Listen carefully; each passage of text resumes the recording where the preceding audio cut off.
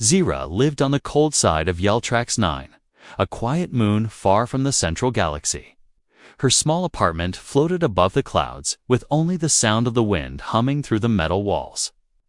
Life here was boring, silent, and safe, just the way she liked it. As an alien from the virulent species, Zira enjoyed order, logic, and solitude. But rent was high this season, and her job at the data archives barely paid enough. So, she posted a roommate ad on the Galactic housing net. She set clear filters, no loud species, no slime trailers, and absolutely no humans. Humans, after all, were trouble. They were unpredictable, emotional, and had been banned from this sector decades ago. Zira had never met one, and she didn't plan to. 3 days passed, no one replied. She didn't mind, but on the 4th day, the door buzzed. Zira checked the security feed, expecting to see maybe a 4-eyed Uri or a polite Takali trader. But instead, standing outside her door was something completely unexpected. He looked normal, too normal. 2 arms, 2 legs, 1 head, wearing strange cloth around his body. What did humans call it? A hoodie? And in his hand, he held a black bag that had the letters NASA on it. "Hi," he said through the intercom, smiling. "I'm here for the room." Zira froze. This couldn't be real. A human? Here. That was impossible. She didn't open the door. Not yet. Instead, she scanned him through the panel. No galactic ID, no species registration, only one result: unidentified. Lifeform. Her fingers hovered over the emergency alert button, but then curiosity stopped her. She looked at him again. He didn't look dangerous, just tired, like someone who had traveled far. "What's your name?" she asked through the speaker. "Leo," he replied.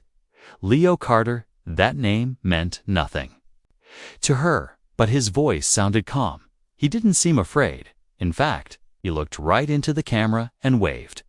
"I saw your ad," he said. "Quiet place. Kitchen pod. Low noise. I liked quiet." Zira hesitated. This made no sense. Humans weren't even allowed to see that listing. "Are you really from Earth?" she asked. Leo smiled again. "Yeah, born there." Long story. The system beeped again, warning her of an illegal species detection. But still, she didn't press the alarm. Instead, she opened the door, just a little, and there he was, standing in the hallway. No weapons, no translator unit, just a simple human. With brown eyes and messy hair. "I won't stay long if you don't want me to," he said gently. "I just need a place to rest, that's all." Zira blinked. This was insane. She was letting a human in, a legal one, into her apartment. But something deep inside her, some strange feeling, told her to listen.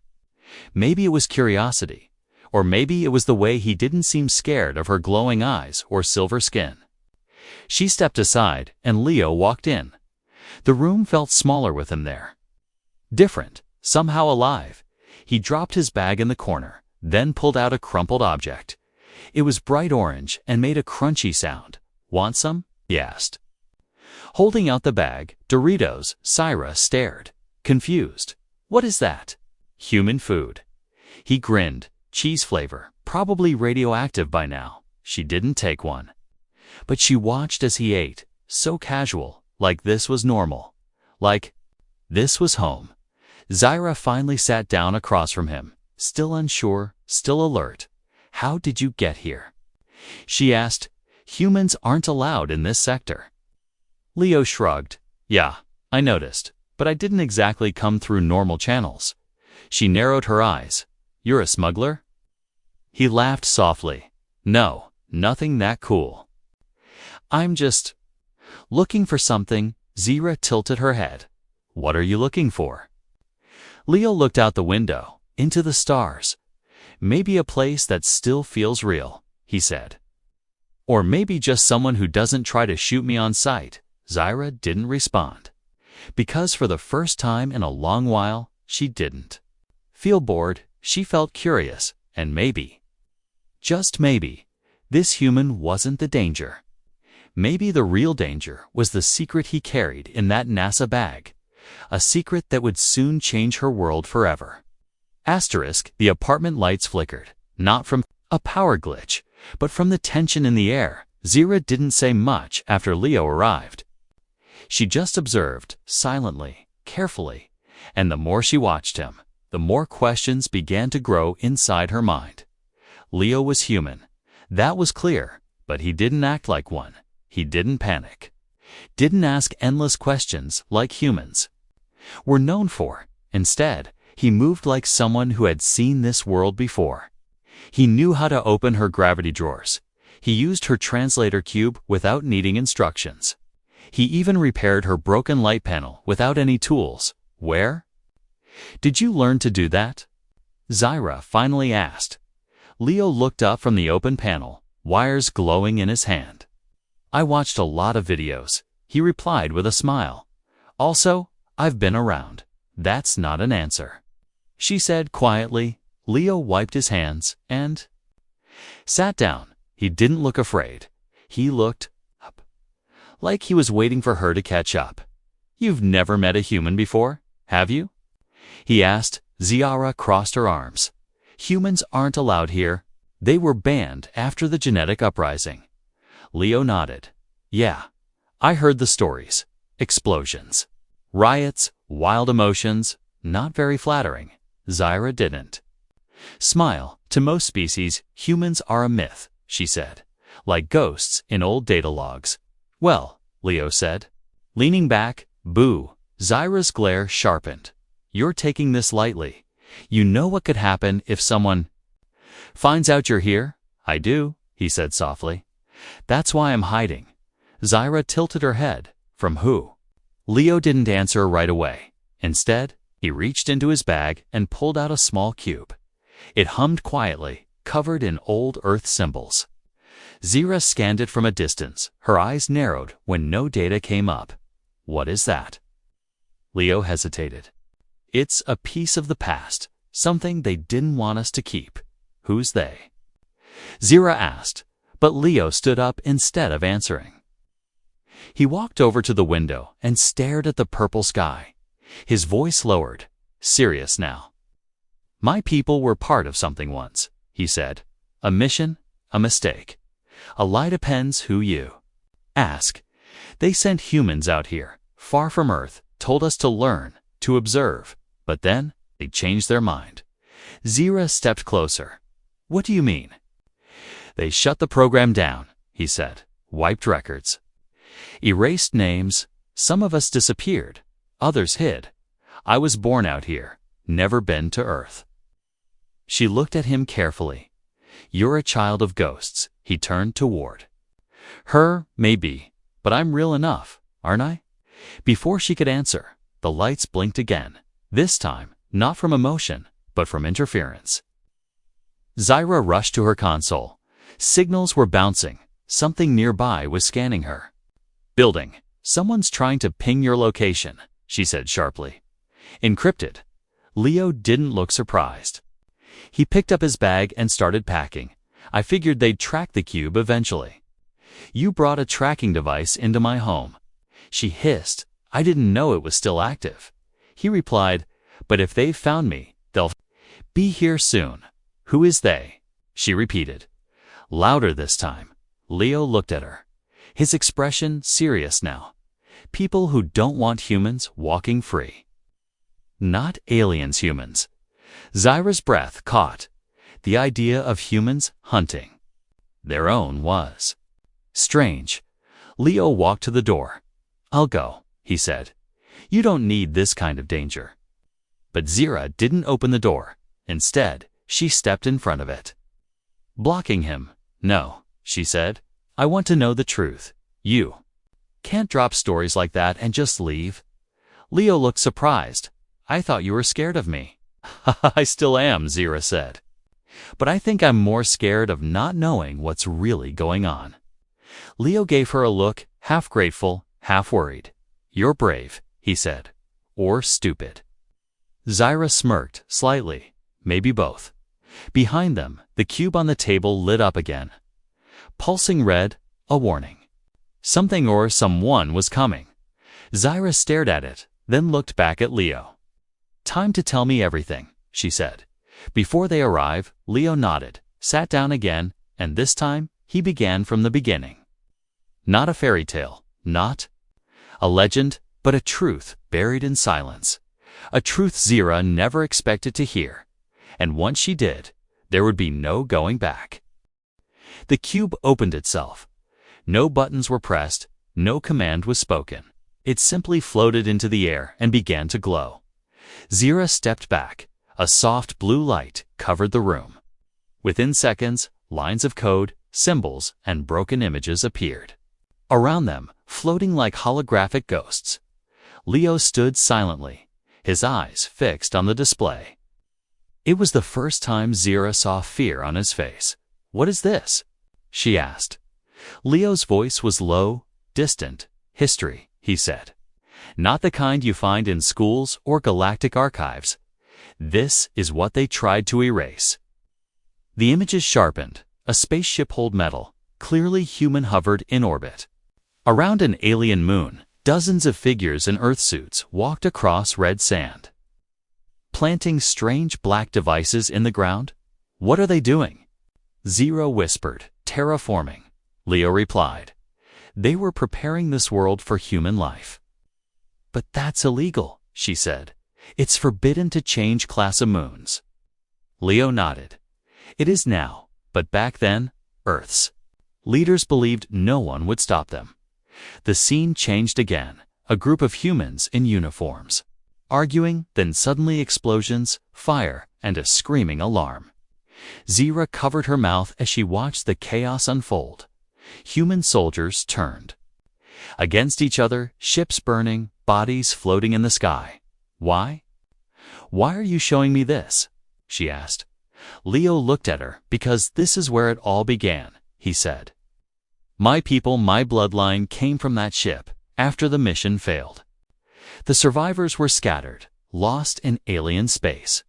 I was born generations later, raised by those who remembered only fragments of Earth."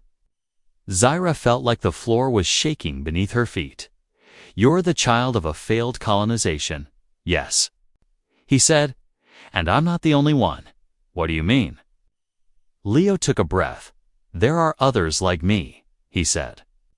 "Scattered across forgotten corners of the galaxy, children of ghosts, living in hiding." "Why hide?" she asked.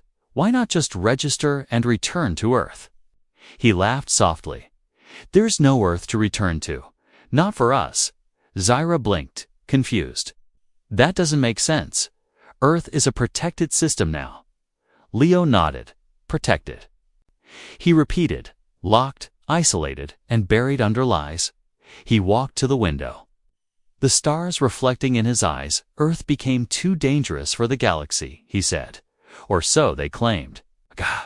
His voice was barely a whisper. "What happened to it?" "I don't know," Leo replied, "but I think someone doesn't want the truth to come out." The cube flickered again, then shut down, dropping to the table with a soft click. Silence filled the room. Zyra sat down slowly, her mind racing.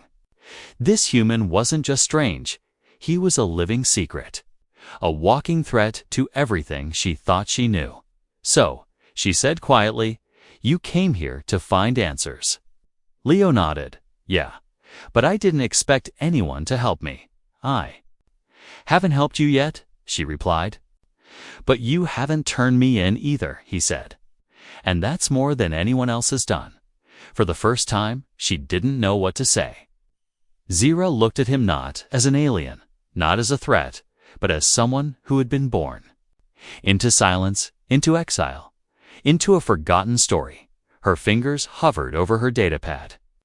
If she reported him, he'd be erased within hours. No questions, no trial. But something inside her had changed. She had seen things no Virulon ever saw, and a part of her, a deep, hidden part, wanted to know more. Suddenly, the screen flashed. Red.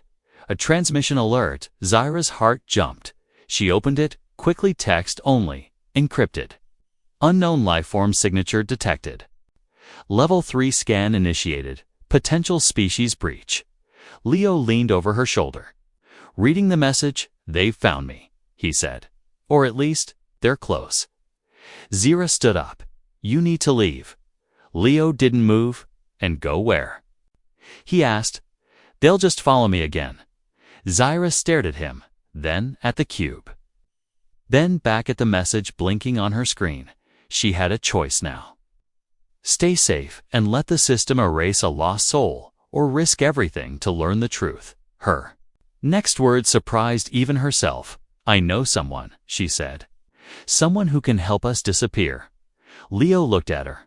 "Why would you do that?" Zira looked him in the eye. "Because I think I was born to follow rules. But maybe I was meant to break this one."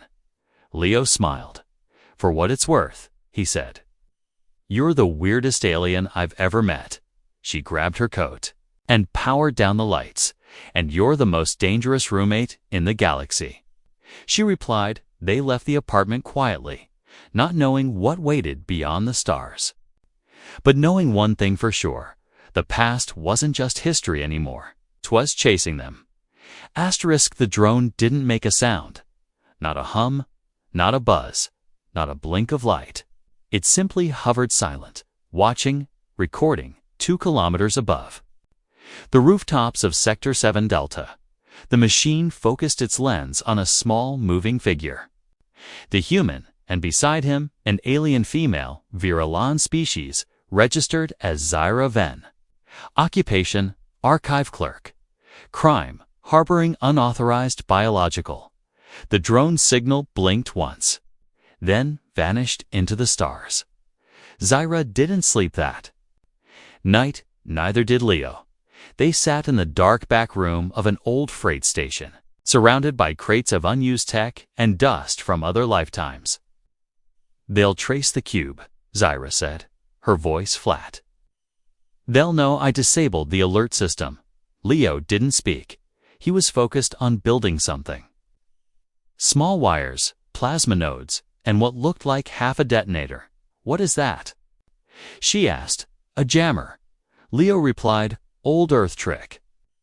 Make surveillance drones go blind within 50 meters. You had this technology all along?" she asked, surprised. He looked up. "Not all of it, but enough to stay." Alive, Zira folded her arms. "I had a clean record," she muttered. "Perfect work attendance. No citations, no illegal downloads." Leo raised an eyebrow. "And now?" "Now I'm helping a human fugitive with a homemade bomb." She said. "Wonderful." He grinned. "I knew you had potential." But before she could reply, her communicator buzzed. A secure frequency. Only one person knew how to reach her. "There," she answered it in silence. A distorted voice spoke fast and low. "Zira, listen to me. They know. Surveillance Command has eyes on you. You need to get out of the city." Zira's voice was cold. "Why are you warning?" "Me, Tharn." Tharn was a former classmate, now a mid-level security analyst. He had once asked her to dinner. She had said no. Apparently, he never got over it. "Because I owe you," he said, "and because I saw your face in the warrant list this morning." Alongside an unidentified humanoid, her throat tightened. "They're going to erase me, aren't they?" "Not yet," he said, "but you've got maybe 6 hours after that. I won't be able to block their search anymore." She ended the call without a thank you. No time for manners when your life was on a countdown. Leo watched her with a calm face. "Friend of yours." "Someone I once beat in an exam," she replied. "Now he's saving my life." Leo stood and packed the jammer. "We need transport," he said. "Black market." "No scanners." "I know a place," Zira replied. "But it's not safe, Leo." Gave her a look. Nothing's safe now. They moved through the city at night, hiding under light shields and in between cargo lanes. Zira's mind raced. She had never broken a law before. Now she was breaking them all, and still deep inside.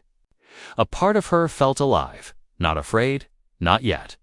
The black market port was under the ruins of Sector 3, where old robots went to rust and rogue traders made silent deals. Zira led the way to a thick door with no sign. She knocked 5 times, paused, then 2 more. The door slid open, revealing a short alien with 4 eyes and a crooked grin. "Well?" "Well," he said, "if it isn't Zyra the librarian. Hello, Drix," she said without emotion. "I need a shadow pod." Drix's eyes scanned Leo. "And who's the pet human?" Leo didn't flinch. "I'm the one paying," he said, tossing a small cube at Drix's feet. Drix picked it up and whistled.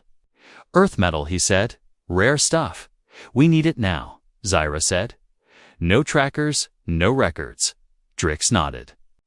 "Follow me." But as they stepped into the back room, Leo grabbed Zyra's wrist. He leaned close and whispered, "We're being followed." She didn't turn her head. "Who?" "I don't know," he replied, "but they've been tailing us since we left the station." Zyra's heart pounded. Drix turned back to look at them. "Everything okay?" Leo smiled. "Perfect." But as they reached the ship, Zyra saw it, a shimmer in the air. Too smooth, too clean. She blinked twice, activating her vision filters. And there it was, a cloaked surveillance agent standing near the landing gear. Zyra didn't wait. She pulled Leo back just as the figure raised a stunner. A blast hit the wall beside them. Sparks flew. Drix screamed. Ducking under a crate, Leo rolled, aimed the jammer, and activated it. The cloaked figure flickered, then vanished. "Gone," Leo said, breathing hard. "For now." Zyra looked at him. "We're out of time." He nodded. They rushed into the ship. The engines roared, metal groaned, and the pod launched into the night sky, chased by silence and secrets. Behind them, the drone sent its final message. Target escaped. Pursuit initiated, and somewhere far above, a council meeting began, with one name highlighted in red: Zyra Ven. Terminate on sight. The escape pod shook violently, not from weapons, but from the planet rejecting them. Yeltrax 9's magnetic field was programmed to detect unauthorized launches. And this dirty black market pod, piloted by a human fugitive and a runaway archivist, was far from legal. Zyra gripped the controls, sweat on her brow. The ship twisted hard as it pierced the outer orbit. Sparks danced across the dashboard like fireflies. "Almost clear," she said, her voice shaking. Leo held onto the seat beside her, one hand clutching his bag, one with the ancient Earth device. "Shields are failing," he said. "2 more hits and we're cooked." Outside the window, a patrol drone fired another plasma bolt. The pod jerked left, missing it by a meter. Leo reached into the bag and pulled out the cube. "Can this thing help us?" Zyra yelled over the alarms. "I don't know," he said, "but I'm done hiding it." He pressed his palm against the cube. It hissed, vibrated, and then cracked open like a blooming flower. Inside, lines of pulsing light, rotating in perfect silence. "What is that?" Zyra asked. "Eyes wide, I think," Leo said slowly. "It's waking up." They broke through the outer layer of atmosphere. The pod limped across space, leaving behind smoke and sparks. Zyra plotted a course to a nearby system, unregulated, unscanned. Forgotten, she shut off the engines and let the ship drift. Only then did she finally sit. Her hands trembled. Her thoughts did too. Leo placed the cube between them. It now floated in midair, glowing with symbols neither of them could read. "I think it's alive," he said. "Not like a person, but intelligent." Zyra leaned forward. "It responded to your DNA," she said.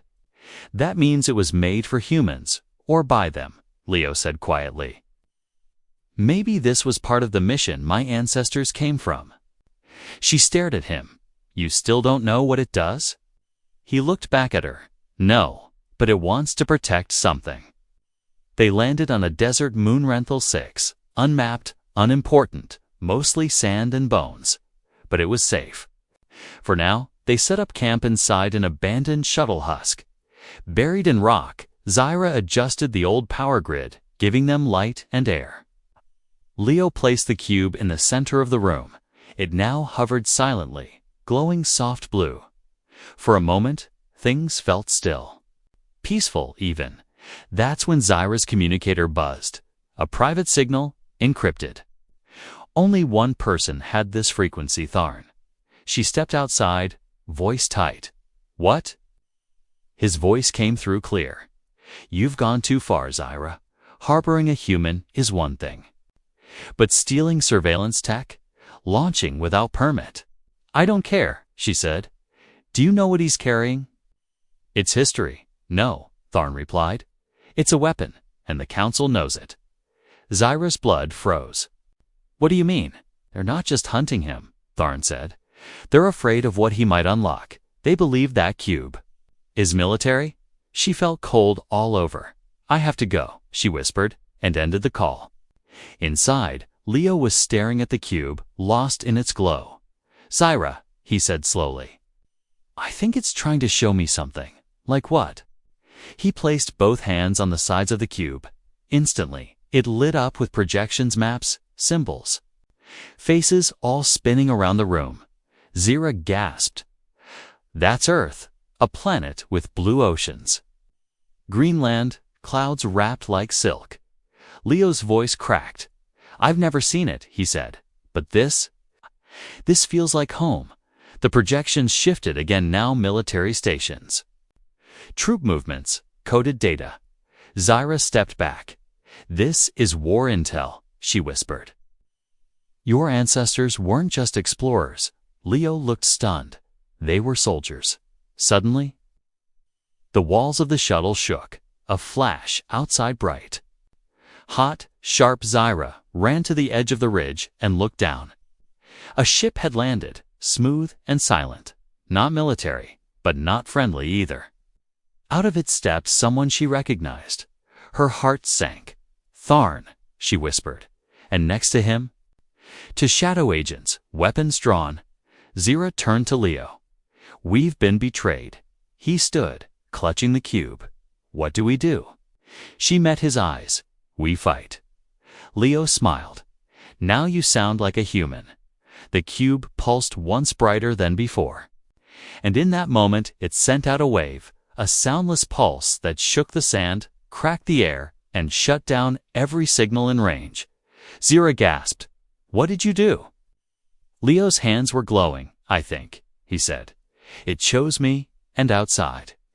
Tharn's voice echoed in the wind. "You don't understand what you're protecting." Zyra stepped forward. "No," she said. "You don't." The war for truth had just begun, and the moon was no longer silent. The sky above Renthal 6 turned red. Not from sunset, but from fire. 3 scout ships hovered above the ridge. Engines humming like wasps, they circled slowly, watching the ground below, waiting for movement, waiting for a mistake. Zyra stood with her back against the shuttle wall. Breathing hard, her mind raced. This wasn't supposed to happen.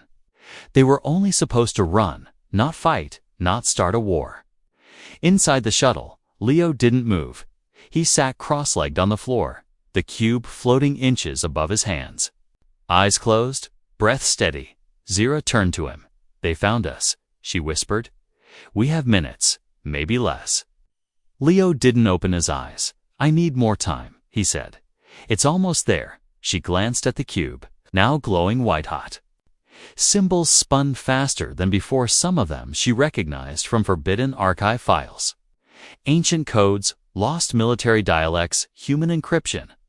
"What is it doing?" she asked. Leo opened his eyes, and when he spoke, his voice sounded different. Deeper, clearer. "It's unlocking memories," he said. "Not mine. The mission's outside."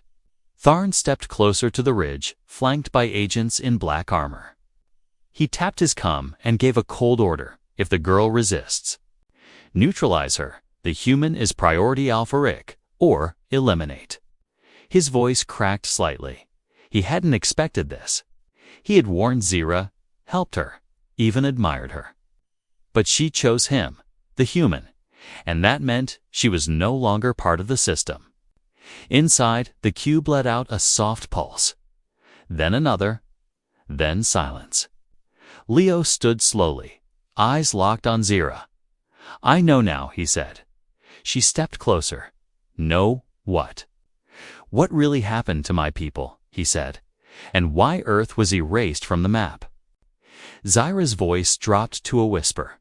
"What did they do?" Leo clenched his fists. They didn't fail the mission. They completed it. They built a secret outpost, shared tech, even began peace talks with alien factions. Her eyes widened. "That would have changed everything." He nodded. "It almost did." "But then came the order from your people." Zira stepped back. "No," she said. "My people were diplomats, not killers." Leo didn't raise his voice, but his words cut like a blade. "They sent a cleansing team," he said, "to wipe out the human colony. Erase the alliance and bury the story." Zira shook her head. "That can't be true." "I would have known you work in archives," Leo said. "Think about how many redacted files you've seen. Ever wonder why there were no records of Earth after year 3090? Zira's voice broke. "I was told it was classified." Case stared at her. It was silenced. The ground outside trembled. A low hum echoed through the rocks. One of the drones had activated its weapon. Zira looked toward the door, then back at Leo. "What now?" she asked. "They won't stop until we're both dead." Leo looked at the cube one last time. "It showed me something else," he said. "A vault somewhere in deep space. Hidden tech, Earth's final message." Zira narrowed her eyes. "You want to find it?" "I have too," he said. "If we can broadcast it, the truth goes galaxy-wide." She hesitated, "And if it's a weapon?" He stepped forward. "Then we use it to stop them before they stop us." Outside, Tharn raised his arm, signaling the attack, but before the command was spoken, the cube released another wave. This time sharp, bright, almost musical. The 3 drones above the ridge dropped like stones. Crashing into the sand, Tharn stumbled backward as his interface went dark. "What was that?" One agent shouted, "EMP." "No," Tharn said, voice shaking. "Something worse." Inside, Zira stared at Leo. His eyes now glowed faintly with the same light as the cube. "Not fully human anymore, not alien either." "You've changed," she said. He nodded. "I think the cube needed someone like me to complete its purpose. Someone born between 2 worlds." Zira stared at the night sky through the cracked window. Somewhere out there was a vault, a truth long buried. And behind them, a council ready to kill to keep it hidden. She made her choice. Again. "All right," she said. "We find the vault." Leo looked at her, "even if it means becoming fugitives for life." Zira smirked. "I already left my T-machine behind. No turning back now." Outside, Tharn gave one final order. "Pull back," he said. "Track them quietly. We'll deal with them at the vault." And so the Watchers became the hunted. The hunted became the spark, and across the stars, old lies began to tremble, waiting to fall. The stars looked different tonight, not because they changed, but because Zira finally knew what was hiding between them. Truth and a war waiting to begin. The stolen freighter moved in silence through the void. No lights, no signals, no ID tags. Just 2 fugitives and 1 glowing cube. Zira sat in the cockpit, watching the data screen. "We're close," she whispered. "The vault is on a dead satellite, orbiting a binary sun." Leo stood behind her. His eyes were calmer now, glowing. Faintly, the cube floated beside him like a silent guardian. "You sure the council doesn't know yet?" he asked. Zira nodded slowly. "They think we're running. They don't know we're broadcasting." He placed a hand on her shoulder. "Once we open the vault, the whole galaxy will see what they tried to hide." She turned her head slightly. "And if it kills us?" Leo smiled. "Then we'll be the most famous ghosts in history." The satellite came into view, black, cracked, forgotten. It drifted near the twin suns like a relic no one wanted to claim, but the cube pulsed the moment they got close. It remembered they docked in silence, walking through twisted halls and dead airlocks. Zyra scanned the wall symbols from long-forgotten languages. Leo followed the cube. Step by step, it led them to a central chamber, circular and silent. "This is it," Leo said. The earth vow, a pedestal, rose from the ground, empty, waiting. Leo placed the cube into it. For a second, nothing. Then, light exploded, not like a weapon, but like memory. Holograms filled the chamber. Humans in suits, speaking in Earth's languages, archive footage from the lost mission. Smiling faces, handshakes with alien ambassadors, peace offerings, shared technology, hope. Zyra watched with wide eyes. This was never about war. It was about unity. A human general appeared on screen, her voice calm and full of pride. "To the future," she said. "If you see this, we succeeded. If you don't, we were erased. But know this: humanity was never your enemy." Zyra felt tears form, not just for the humans, but for the lie she had lived under. Leo stepped forward and opened the final layer of the cube. A button blinking red. Zyra gasped.